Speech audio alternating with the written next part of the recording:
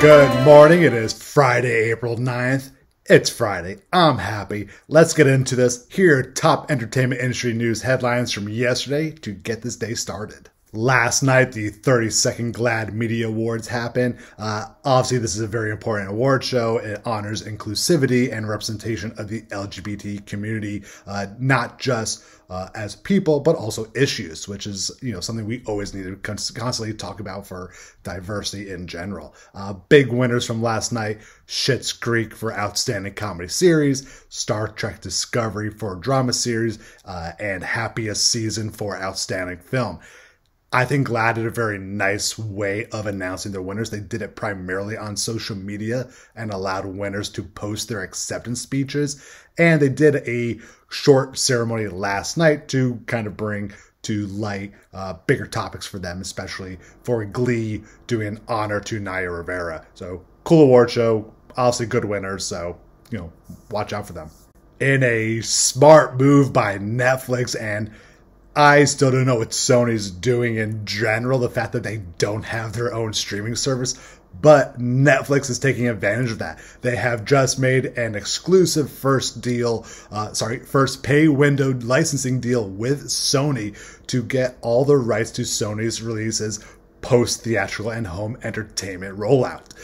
This is going to start in 2022. It's massive. This is going to include Uncharted, Bullet Train, Morbius, but more importantly, it's going to have Marvel titles. It's Spider-Man, it's Venom.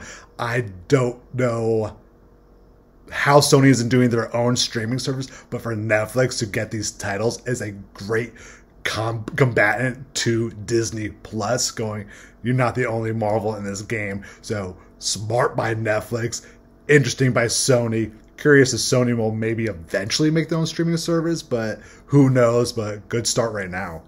Alright, I love this next article, and I might come off a little bit as an asshole, but I really don't care. According to third-party analysis, TV Vision and Antenna, the Zack Snyder Justice League didn't do jack shit for HBO Max. Yes, it brought in some subscribers. I think they're estimated at 2.3% increase, but Godzilla vs. Kong, Wonder Woman 1984, and Judas and the Black Messiah brought more viewers and subscribers than Justice League. I don't understand why HBO Max thinks Zack Snyder is a good bet. The only people asking for this 4-hour reboot were major fanboys, and those major fanboys would already be subscribers to HBO Max because they're DC fans. No one outside of them was asking for a 70 million reboot of Justice League. Sure, it changed it and going, hey, look, it's Zack Snyder doing his thing. No one cares. Stop. Just stop making Zack Snyder make these movies. DC Comics are awesome properties. Obviously, Marvel is doing it right. Why are we making these so dark and fucked up and everyone crying that their mother's name is Martha? Move on. Get off of Zack Snyder. It has not worked. Your major titles, Batman vs. Superman, yes, it made a shitload of money, but it didn't make as much money as it should have. These are old, respected projects. How do you take Christopher Nolan's Batmans and then come out with Zack Snyder? Nolan literally goes, here's your silver platter, Warner Brothers, and then they just dropped on their feet.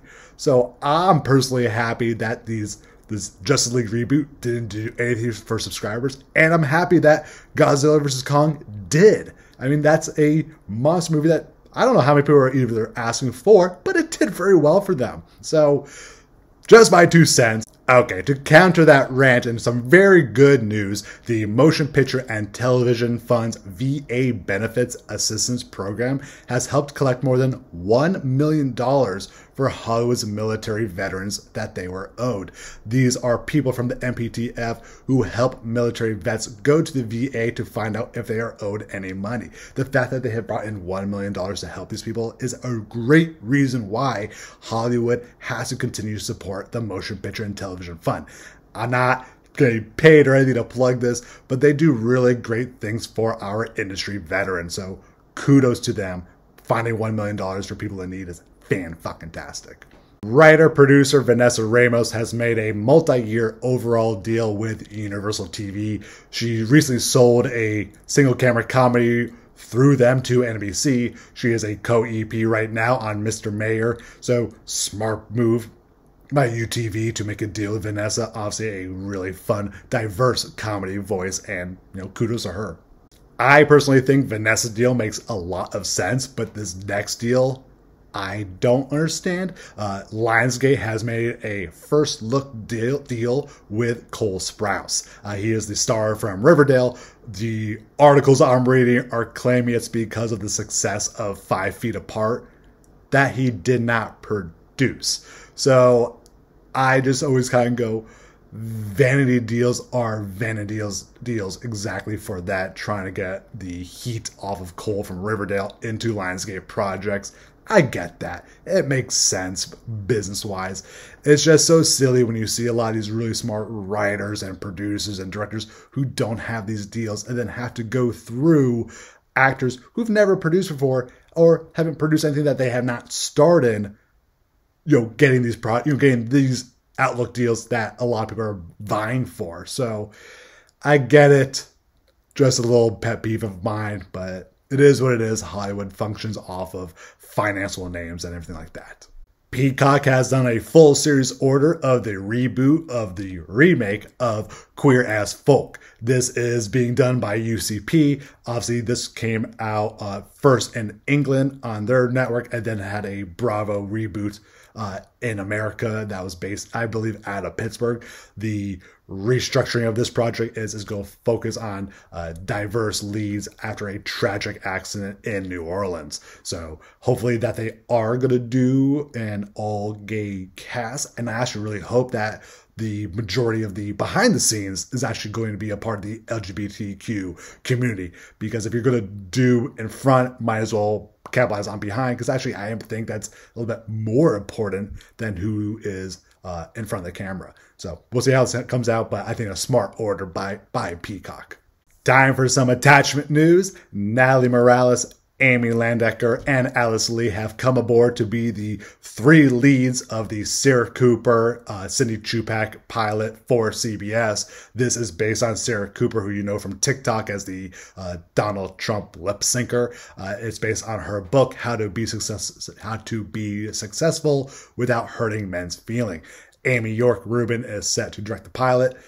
I love this casting. Natalie Morales, after South by Southwest, is really gaining a hot streak right now. And I've always thought she was funny. Parks and Rec, she was the standout discovery of that series of guest star recurrings. Obviously, Chris Pratt's the standout from that. But cool casting, in my opinion. Annie Gonzalez and newcomer Sofia Capana have been brought on as series regulars for the ABC comedy Bucktown. They are joining Shannon Woodward, Jane Lynch, and Nicole Richie. Obviously a pretty big cast already. This has written and created by Emily Wilson, who's coming off of working on The Conners. So obviously this is going to be probably a pretty smart, great comedy. And the director is going to be Betsy Thomas. Chi McBride. If you don't know Chi McBride, do your favor, watch Pushing Daisies. I think he just stole every scene. Chi McBride's the man. So the fact that he is now going to be cast in the CBS pilot Smallwood along with Pete Holmes, this pilot, in my opinion, just keeps on getting better and better. I really hope what I have in my mind comes out on screen. I'll be pretty disappointed if it doesn't. But Chi McBride has his own just cool comedy style to him that I think will counteract Pete Holmes in a very smart way. So I love this casting, and Chi McBride does no wrong. All right, it's Friday. Those are the top headlines that you would need to know from yesterday to go to your workday. Make sure you enjoy today. Have a wonderful weekend, and I'll see you bright and early on Monday morning. See you guys later.